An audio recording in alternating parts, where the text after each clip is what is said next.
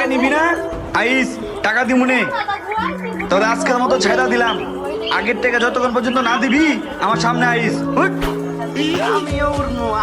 চল, পরে পরে দেখমুনে। আল্লাহ রে, এই যাত্রা বেঁচে গেলাম রে। ওই একটা চা দে তো তাড়াতাড়ি। ঠান্ডা পানি দে, ঠান্ডা পানি দে। ভাই আপনারা তো পোলাপান খুঁজে গেছিল, আপনি তো বলে টাকা পায়। হ্যাঁ পাই, তো কি হয়েছে? পাই দিয়ে দিমু, সমস্যা কি? তুই চা দে বেটা। ভাই আমার দোকানেও কিন্তু বিল বাইচা গেছে। দর বেটা, তুই এত কথা বলছিস কেন? তুই চা দিয়ে দিই, বিল দিম না বেটা।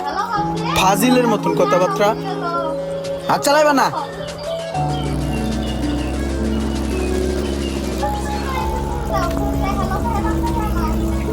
কিও তুমি মোশারফে না? হ্যাঁ, কেমন আছেন কাকা? এই তো আছি ভালো। হে কুট্টিকালে তোমার দেখা গেছিলাম, কত বড় হয়ে গেছো, ডাঙ্গর হয়ে গেছো একবারে। এই যে ঢাকায় গেলাম, অনেক বছর পর আইলাম। কাকা, আপনি যে গাড়ি গুড়ি কিনে লিয়ে পড়ছেন? হো হো, গাড়ি কিনছি একটা, লাগেই তো, বুঝো না? ওই ঢাকা তো আমার একটা এজেন্সি আছে, ওই বিভিন্ন লোকজন বিদেশে পাঠাই তো, ওই মোটামুটি টুকটাক ইনকাম হয়, মিলাই ঝিলাই গাড়িটা কিনলাম। ভালোই চলে, সুন্দর গাড়ি। সুন্দর হয়েছে না? হ্যাঁ, সুন্দর হয়েছি। তো থাও তাইলে, বিকাল আমুনে চায়ের দোকানে। জি কাকা, আসসালামু আলাইকুম। ওয়ালাইকুম আসসালাম। হ্যাঁ বন্ধুরা, যারা ভিডিও দেখতেছেন, যদি ভালো লেগে থাকে তাহলে অবশ্যই চ্যানেলটা সাবস্ক্রাইব করে যাবেন, ঠিক আছে? তো দেখতে থাকুন বন্ধুরা, ভিডিওটা ভালো। অফিসে বলা না তুমি? থাও তাহলে যাই।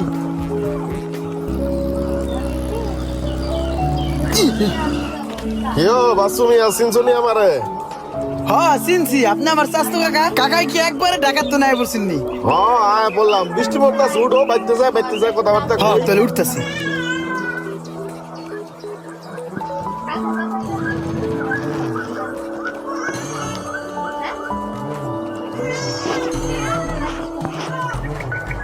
কি ও মুশারফ, আসুনি দোকানে বা?